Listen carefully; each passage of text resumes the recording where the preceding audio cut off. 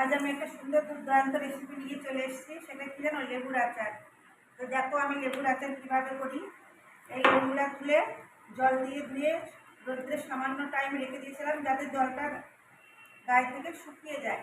তারপর একটা শুকনো ন্যাকড়া দিয়ে মুছে নিয়েছি। মুছে পরে এই যে আমি লেবুগুলো এখন কাটছি।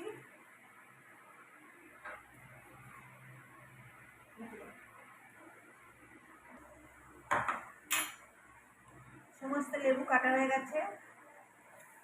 এই লেবুটাকে আমি নুন মাখিয়ে রেখে দেবো 24 ঘন্টা।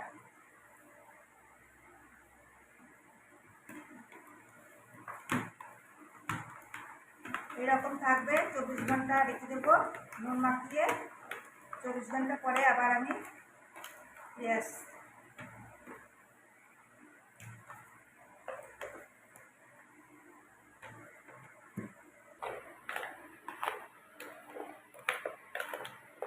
খুব সুন্দরভাবে মাখিয়ে নিচ্ছি। মাখানো 24 ঘন্টা পর ফিরে এলাম। এই যে দেখো কত জল এসছে। এই জলগুলো ফেলে দেবো, এই জলগুলো লাগবে না।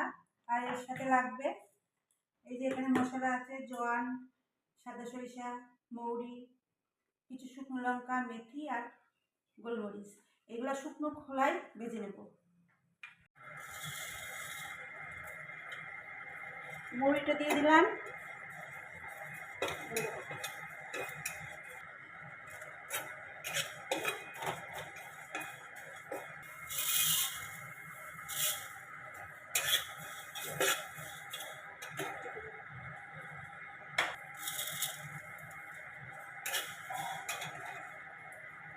জোয়ান,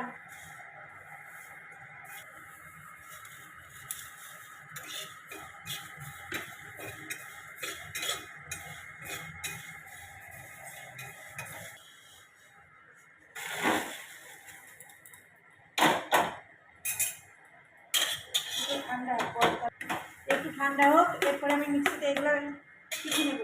বেশি গুঁড়ো করবো না, হালকা গুঁড়ো করবো।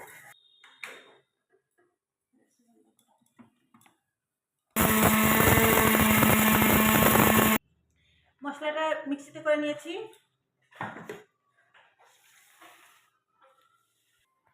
ভেজে রাখা মশলাটা দিয়ে দিচ্ছি।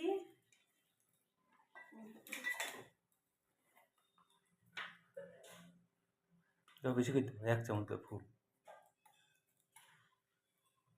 লবণ, এবারে হিং দিচ্ছি। এটা কিন্তু বিট লবণ আছে, কালকে আমি ওই লবণ দিয়েছিলাম, অনেকটাই দিয়েছিলাম।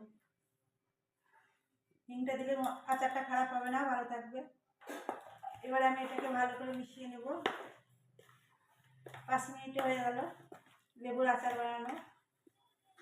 এই আচারগুলো খেতে খুব ভালো লাগে, গরম ভাতের সাথে, রুটির সাথে, পরোটা, লুচি, সব কিছুর সাথে ভালো লাগে।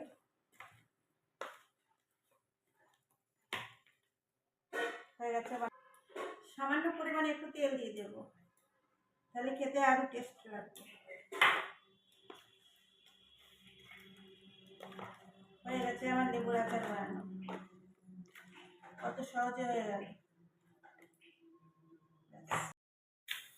সামান্য পরিমাণে একটু চিনি দিয়ে দিলাম। এর সাথে কিন্তু লঙ্কা দেওয়া আছে, আর লেবুতে একটাও বীজ দেওয়া নেই, বীজগুলো সব ফেলে দিয়েছি। হয়ে গেছে পুরো কমপ্লিট আচার বানানো। এবার আমি রোদ্রে দিয়ে